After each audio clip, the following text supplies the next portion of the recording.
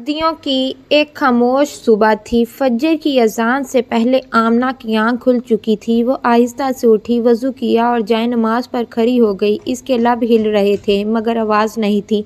वो बरसों से इसी दुआ मांगती आ रही थी, बगैर शिकवा, बगैर फरियाद। आमना वो औरत थी जिसने अपनी पूरी ज़िंदगी खामोशी से निभाई। शादी के शुरू के दिन मोहब्बत से भरे थे मगर वक्त के साथ शोहर बदल गया। एक दिन इसने दूसरी शादी कर ली। घर में रौनक आ गई, कह के लौट आए, मगर आमना के हिस्से में तन्हाई आ गई। वो सबसे पहले जागती, सबके लिए नाश्ता बनाती, बच्चों के कपड़े इस्त्री करती, घर संभालती, मगर किसी ने कभी ये ना सोचा कि आमना कैसी है। वो हंसती नहीं थी मगर कभी शिकायत भी नहीं करती थी। नई बीवी अक्सर कहती, आप इतनी खामोश क्यों रहती हैं? आमना मुस्कुराकर जवाब देती, खामोशी कभी कभी इंसान को टूटने से बचा लेती है। वक्त गुजरता गया, आमना कमजोर होती गई, इसकी सेहत गिरती चली गई मगर इसने किसी को आवाज़ न दी।